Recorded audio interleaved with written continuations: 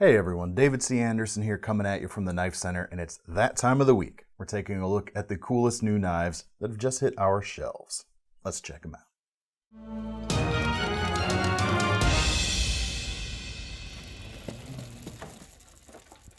All right, first up, we've got technically a restock, but I've never had a chance, I think, to show this particular knife on a new knives video. First batch went really quickly. The ZT 990 comes in about $240 right now. And it's scaled down a little bit, but it's based on the 999 concept knife that they put out before. And they tried to get it not just a little bit smaller, but a little bit less complicated while still maintaining kind of the vibes of that original and bringing the price down as well. $240 obviously is not a inexpensive knife, but it could be a lot more expensive if they'd kept all the complexity from the original for sure. 20 CV blade steel, 3¼ inches long, so it's a good EDC size. Opens up, we'll get some of the nuts and bolts of the mechanisms out of the way first before talking too much about the handle.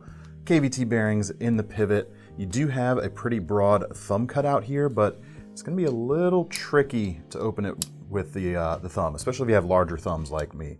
You can do it, but it doesn't feel expressly designed to facilitate that type of opening. You can do it in a pinch if you want, but very good flipping action, of course, as well. Now, locking mechanism here, interestingly, one of the few ZTs that is not a frame lock or subframe lock. This is, in fact, a liner locking knife. Inset as well, works pretty nicely, and it allows them to use the entire backside for that carbon fiber overlay, we'll call it, but the carbon fiber piece of the handle scale. Front side is a bit more complex in terms of its visual aspect. You still have that carbon fiber, but you've also got another metal piece here. I believe that's titanium as well. No, I'm sorry, that is a steel overlay. Again, bringing the cost down a little bit over the titanium that they could have used. You got a pass-through behind the pivot, which Kershaw and ZT are both kind of leaning into a little bit, and you've still got the kind of flying bridge backspacer, or whatever you want to call it here. You've essentially got two arms reaching up towards the back tang of the knife, and that's what holds the stop pin in place. But other than that, it's floating, looks pretty cool. And then you've got a molded piece here between them for the actual, meat of the backspacer, shall we say, and you've got the zero tolerance logo kind of molded into that, which allows them to keep the front of the blade pretty clean. It's not a completely sterile blade, you have some markings on the back, but the front side, nice and clean. Obviously, pretty much a style piece here, but a fairly capable one. The lock is going to be strong enough for most people's EDC, that's for sure. The 20 CV is a great steel, good edge retention. Lightweight for what you got going on here, just under 3 ounces. Deep carry pocket clip as well, left or right hand compatible, but obviously, the front side with its steel inlay there, it's going to feel a little bit odd to kind of put the pocket clip on that side, but you could do it if you wanted to. It's going to be a really cool piece to carry. Right, next up, we've got another premium flipper from We Knife Company. This is the Seer. SEER comes in at about $217 right now, and it is a limited edition. This one right here, you can see, in fact, out of 610, this is number 191.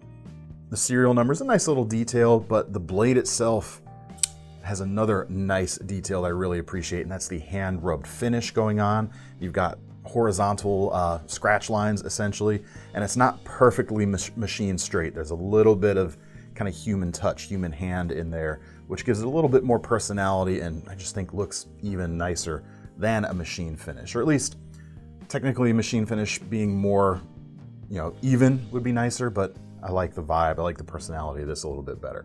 Blade itself, about 3½ inches long, 20 CV steel, great shape for EDC. I love this style of drop point, has a nice line to my eye.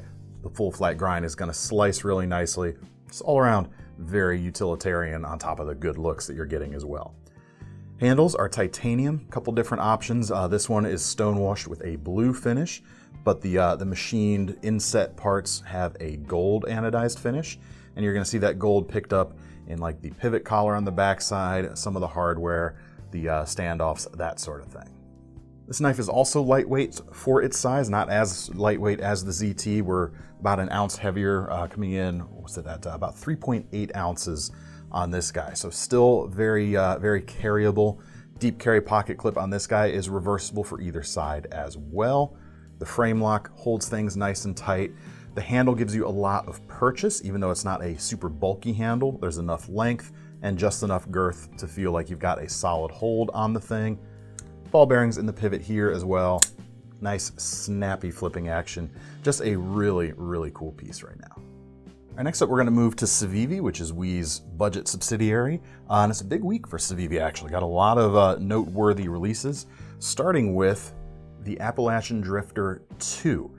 The original Appalachian Drifter was a detent joint non-locking knife. This one right here is now a locking knife. It still has nice flipping action. You've got a top flipper essentially here, but you've got a liner lock on top of things to make it a bit more secure in the hand, or a bit more secure during a cut, I should say. And you still have kind of that modern traditional lines going on. This particular version with the Damascus blade and the red and black carbon fiber comes in about $120. You've certainly got a pretty busy look going on here. Lots of contrasting textures between that carbon fiber, which is kind of a marbled carbon fiber with the color in it, a twill carbon fiber for the bolster, and of course the dark etched Damascus there. Tons of different textures. If you want something a little bit less kind of shouty, shall we say, there are some other versions, and these guys, I think, for me personally, are an even better buy because the steel on that Damascus is a 9CR base, which is roughly 440C levels of performance. For a little bit less money, this guy right here is $93.50. You can get it with an S35 VN blade. Really good amount of performance, especially at that price point.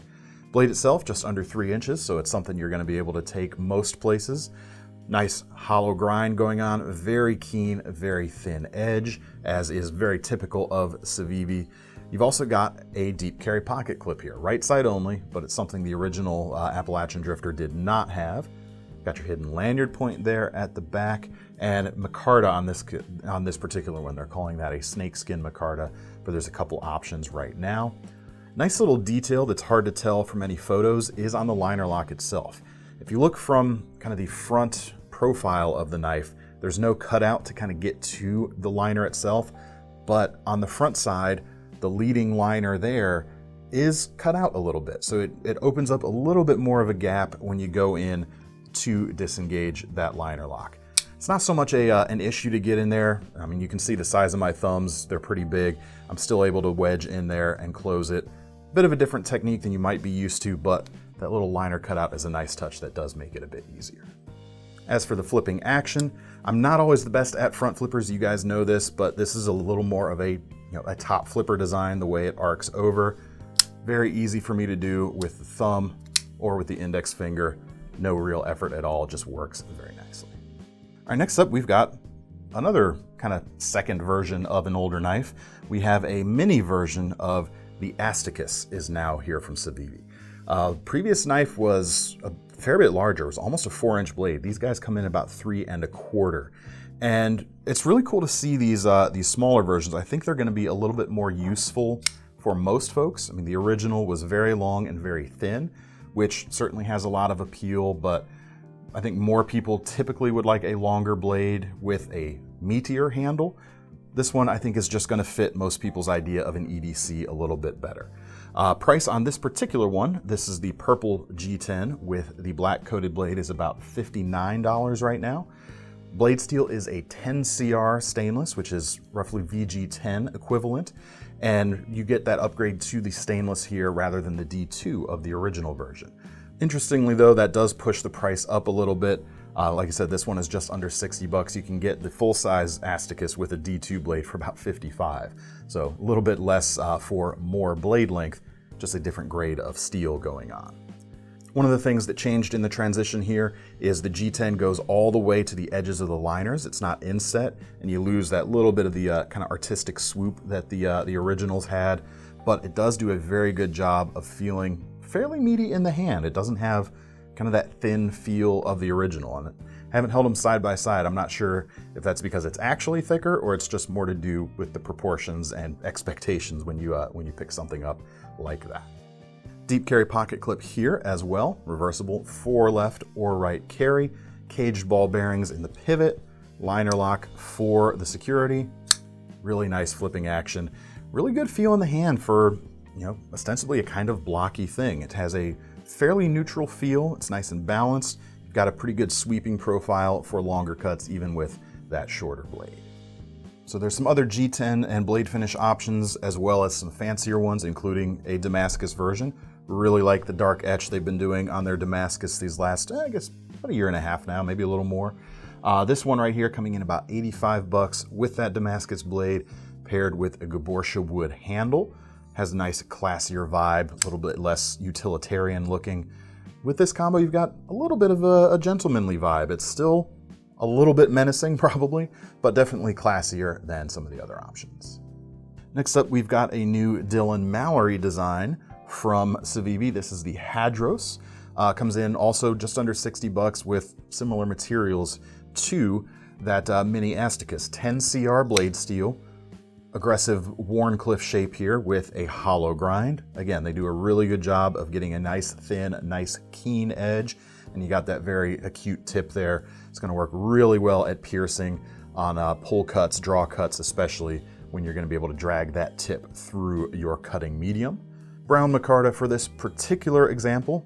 Again, same things we've been seeing so far on these new releases. Caged ceramic bearings, deep carry pocket clip, liner lock, reversible pocket clip, I should say.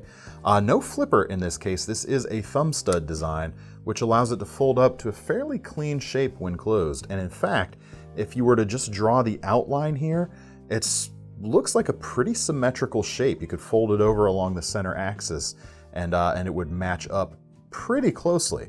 So that's pretty cool to see. Not something that's considered as much by some designers out there.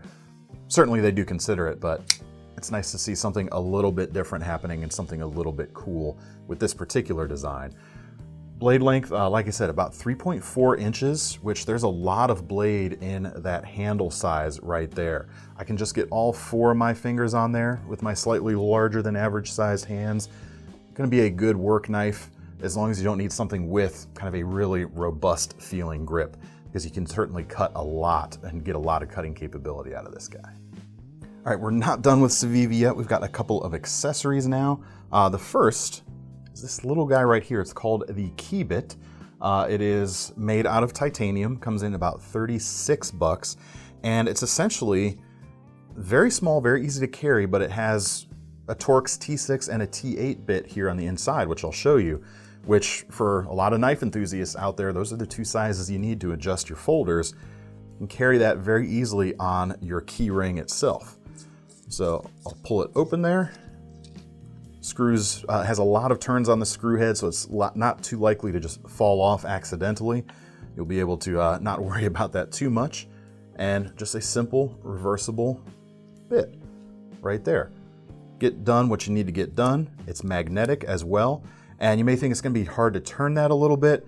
You're actually going to use the split ring from your keychain for a little bit of more leverage on that sort of thing. And in fact, it comes with a pretty high quality split ring right out of the box as well. Now, I happen to like this stone-washed bronze version, but there's a couple different colors, a blue and a standard gray. And you can see the blue color on this next accessory right here. This is called the Polymorph, and it comes in about $80. A little bit more expensive than some of their folders, but there's a little bit more complexity in some cases on some of these things. First off, you got a bottle opener here at the top, which is how you know, Thomas, what? It's a multi-tool. That it is an official multi-tool, and that shares space with a retractable craft blade. That's just kind of a standard X-Acto size. You can see here you've got the slider on one side. You can see on the back there's a couple of intermediary positions between all the way open and all the way closed.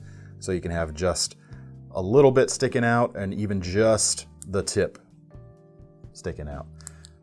Quiet in the comment section, please. Carabiner, of course. You've got a fairly strong feeling gate here on the side. Do some key carrying with this, no problem. Got a standard 1/4 inch cutout, hex cutout here, so you can turn standard 1/4 inch bits. You've also got a few bits of your own down here at the bottom on a rotating scale. There's some hex, a T6 and a T8. You got a small Phillips and a small flathead here. They're not super crisp. They've been polished up a little bit, so they might not be as effective as a crisp edge, but it's also probably less likely to tear up your pockets or the outside of your pants if you're carrying it in that sort of fashion. But good to have there in a pinch. All right, next up in CIVIVI, but not CIVIVI news, we've actually got not a new knife, but new accessories from Flytanium. We've actually got titanium scales for the ever so popular Elementum. A little bit more expensive than the base knife, actually. These come in at 64 bucks for the scales themselves, but it's a really cool upgrade. They're not completely contoured like the new contoured scales, the carbon fiber ones on the new CIVIVI Elementums. The top plane itself is flat, but you've got some really well-considered and well-placed bevels, essentially, that kind of give it the feel of being contoured. Definitely a nice upgrade in feel over the standard flat G10 versions. Feels a bit more premium. Obviously, it gives the whole knife a more premium look, and if you were going to start doing some anodizing or doing some customization on that titanium, it's going to be even cooler still. But they fit right there with the standard included hardware. Fits pretty darn perfectly as well. For another titanium handled knife, this one you can get the whole knife, not just the scales at once. The Terrain 365, new version of their Otter. This is a detent joint style of knife, non-locking. Comes in about $235, and it has their Terravantium blade, which is a dendritic cobalt material rather than steel. It's supposed to be some really high performance stuff. Of course, it's a classic Barlow look, so you've got the kind of the classic Barlow spear point shape here with almost a full flat grind. Very utilitarian. Handles themselves with the titanium have a bit of a matte texture, a little bit of contour, feel very good. You got your milled titanium pocket clip on the right side with a hidden lanyard point at the back. But of course, a non-locking knife, this is that detent joint. Single detent ball on the inside to provide the retention, and kind of a hybrid flipper here as well. It can be easily used as kind of a standard flipper, an index finger thing. Pull it back like a light switch, but you can also use your thumb pretty easily, like you could a top flipper. Pardon my my little whiff of the action there. It's not a super crisp detent going on, but either one's going to work very well. Do take note though, the non-locking nature of this. There's no safety mechanism built in, but it's certainly a lot easier to use than some locking things out there if that's the sort of thing you're into. All right, back to Flytanium real quick. We've got some more scale news, and you can actually get scales now for the Victorinox Cadet from Flytanium. Carbon fiber priced at about 72 bucks. In addition to that, they're actually selling, already put together, a full Cadet with their scales, and either a marbled carbon fiber or the standard twill you see here, coming in about 109 bucks. It comes in just a little bit thicker than the standard ALOX versions, but you've got the standard Cadet tools in there. And the coolest part to me, I think, is the pin construction is no longer pin construction. These are actually small T6s, I believe, but actual screw together construction on this Swiss Army knife. So theoretically, you could even take one of these and do your own set of scales rather easily without having to come up with any new hardware right there. On top of that, of course, it is a Cadet, so it's super useful and super classy in sort of a minimalist way. You got your blade on one side, nail file on the other, your cap lifter and your bottle opener, that's the same thing. Your cap lifter and your can opener on the other side with, of course, the drivers on the ends of those. Just enough, nice gentleman's option. And if you've been looking for a nice gentleman's Cadet, but you weren't a fan of the shiny silver ALOX before, a little bit of a subtler option right here. All right, I've had enough folders for today. It is time for the fixed blades, starting with a fillet knife from Toor Knives. This is the Avalon. Comes in at $195. You've got a 6-inch blade of CPM 154 powder metallurgy stainless, really nicely finished with a stone washed finish. Can I say finish some more? When you're finished. I'm finished. But anyway, the finish is stone washed. I like it very much. Very thin edge on the full flat grind there. Small amount of flex to this particular blade. It's not a super flexy blade, but it's not completely rigid either. You got just a little bit going on, but you got a really big sweeping profile as well. Handles themselves are a G10. You've got a fairly aggressive scalloped texture. It's going to give you a lot of grip, especially if you happen to be handling this on a boat or out on the water. Blue, nice highly visible color. You can also get it in green if you want something a little more subtle. Nice black liners on the blue here as well. I would recommend, if you are handling this on a boat, make sure it's tied off on a lanyard to something so that it doesn't go overboard, because it's a pretty premium knife made in the USA that you're not going to want to lose. Sheath is over here beside me. Really nice leathery texture, almost like a rayskin texture in a way. Kydex fits in very nicely, got a nice positive snap, and it'll fit a standard sized tech lock if you want to carry it on your belt. Next up is a fighting knife. We've got from Acta Verba the M500 Anthropoid, which is essentially kind of their riff on the Fairbairn Sykes style of fighting knife. Obviously, it's not a reproduction, it's kind of their spin on it a little bit. Comes in fairly expensive, about $473 right now. For that, you've got an L-Max blade, 7.5 inches long, with double edges, of course, so subtracting a little bit from the choils there, it's about 14 inches of sharpened edge, and it's very precisely ground in. The tip is razor sharp. The fuller looks very nice as well. The handles themselves have that signature kind of wasp shape with pretty aggressively textured G10. So if you're wearing gloves, no problem at all. If you're not, well, let's be honest, this is kind of a fighting knife. Hand comfort's maybe the least thing on your mind if you're using this in some kind of emergency situation. But it mates together quite nicely. The bolt-on hardware doesn't feel like it detracts from the shape at all. Nice crowned edges on the tang itself. Actually crowned edges on the outer edge of the guard, so it's going to be pretty comfortable there as well. Nice striking point here at the back as well. Comes down to a fairly acute tip if you need to use the reverse end of that bad boy. Sheath on this guy is another high quality Kydex thing, just like that, what did we look at? Just the Toor that we just looked at. As you could hear the click there, really nice. You've got a drain hole here at the bottom. 2 MOLLE straps here on the back, so you're going to be able to attach it to that MOLLE webbing very easily, and the whole pattern, of course, will also fit a large-sized tech lock. Now, if you'd like your battle-style blades to be single-sided, check out the Belgian Bowie from Condor Knife and Tool, or Condor Tool and Knife. Got to be accurate here after all. This guy comes in at about $115 right now. This is a Tony Leonard's design. Blade length is about 7.7 inches, very aggressively clipped point right there, 1075 carbon steel. Bit of a almost bead blasted finish here with a saber height flat grind. Pretty nicely finished edge as well. The handles I really like. They're black micarta. You've got enough of a thumb ramp up here to give you a little traction, some jimping in front if you need to choke up, and of course a good amount of finger guard here at the front, which I always think is very important on any kind of tactically inspired knife. We've got some scalloping here as well, not as aggressive as that Toor, of course, but very comfortable in the hand. It doesn't feel kind of rocky or craggy. There's no sharp edges to worry about. It's going to lock in pretty nicely. And thanks to this little downward curve right here, it points the tip down a little bit, so you can kind of point forward with it a little bit more intuitively. Now, I also think this wouldn't be a half bad survival or outdoor knife if you wanted a larger knife for that type of role, because it's not super heavy for this style of guy. It's about 3/16 of an inch thick, and the weight comes in less than a pound. But it feels less, if I'm honest, just holding it here. I was actually kind of surprised to see that spec written down because it's balanced fairly well. It's just a little bit blade heavy out towards the front, but choked up right here. Like if you choke up just a little bit to get behind the heel of the blade there, feels very balanced. And as such, despite the bigger size, it's going to be pretty agile in that type of grip.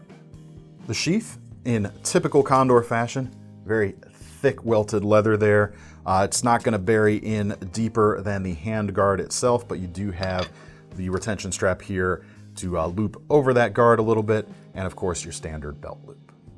Next up is another Bowie. This is the Gryphus Bowie, which comes in about $124 right now, and definitely a bit of an aggressive shape going on. Definitely a useful shape. Don't want to give off any kind of opposite impressions, but It's definitely something that's going to be distinctive when you go to use it. And I think this feels less like a combat style knife to me and more like just a general campcraft knife. On the smaller side, of course, not a huge camp knife. About 6 3/4 of an inch on the blade length, 1075 again. High flat grind, convex edge itself, a little bit thicker on this particular one. And of course, that very distinctive reptilian finish on the sides of things. Now this guy definitely has, for its short size, a fairly blade heavy feel. So some light chopping might not be the worst thing in the world with this style of knife. Balances out okay when you choke up. It's a little less balanced than that larger knife actually that we just looked at. Still a little bit blade heavy, but you're still going to be able to use it, I think, pretty effectively for the smaller camping tasks that you might need. Micarta on the handles, very nice contour going on. Steel butt plate there at the bottom if you need to do any kind of hammering. One of the other things that interesting blade shape gives you, I think, pretty good slicing characteristics, especially as you drag through a cut. You're basically going to be able to engage just about all of that belly, which is pretty cool. Now the downside of that aggressive blade shape is it makes the sheathing requirements a little more complicated, which is why you've got an interesting hybrid Kydex design here. You do have a retention strap, and you need that retention strap because you need to leave the spine side of the Kydex sheath open a little bit to actually fit the blade in. So you don't get the same kind of positive retention that you might get like on that ANV we just looked at where it really positively clicks in. It is kind of held in place, but it's not held in place quite the same way. So the peace of mind of that extra strap right there is very good. And then you can carry it on the belt with that as well.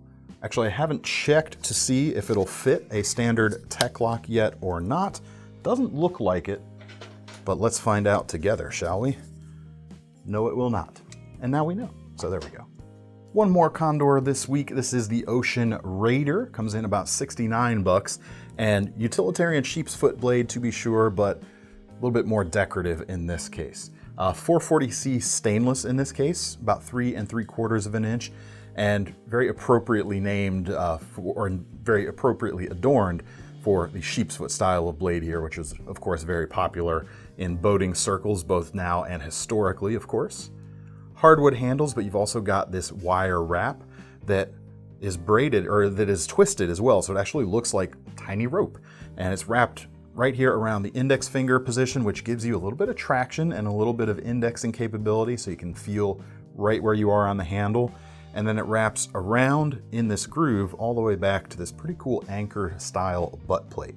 That anchor itself, I think, is only on the outer layer because, as you can see, we've got, including the tang of the knife, essentially 5 layers of steel here at the back to make up that butt plate. Still, you could do some hammering with it, even though it isn't a solid piece. You get a pretty cool and very interesting look as a result.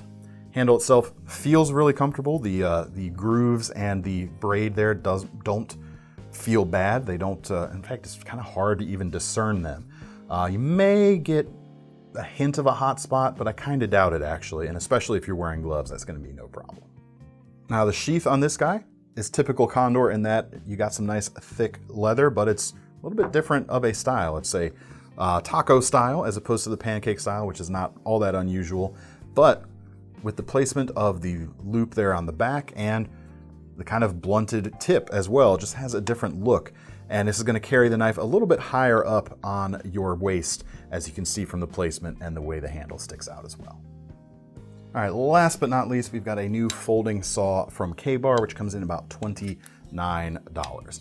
And it's got a button lock here on the side and pretty aggressive looking teeth as well. Haven't actually tested these out, but they look like they're going to cut pretty well.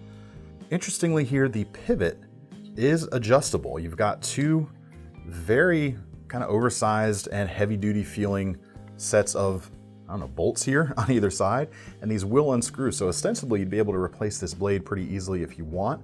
You can also actually kind of tune the action in a way so that you can actually flick this open and closed when you're holding that button lock down. So press it, you can flick it open. It's easier to do when you're not at a table. I didn't want to hit a knife there, so I was really careful the way I was doing it. But very easy to flick open and close very quickly. Just make sure to keep your fingers out of the way, of course. Handle itself feels really nice. You've got a rubberized texture here and a good bit of reach when you choke back. And thanks to that hook there on the back of the handle, you're gonna have pretty good purchase on this and pretty positive retention when you're engaging the pull stroke on this saw. Blade itself, I don't think I mentioned that, about 9.5 inches, a little bit less than that in actual teeth, but pretty cool thing. I like the design of it, and that hook there at the back is something a little bit different than a lot of the folding saws out there, and I really like that. All right, that's all the time I've got for you this week. Make sure to let me know your favorites and make sure to click the links in the description if you want to get your hands on any of these guys. While you're over at our website, make sure you sign up for the Knife Rewards program so that if you put your money down on one of these knives today, you're going to earn some free money to spend on your next one. I'm David C. Anderson from the KnifeCenter, signing off. See you next time.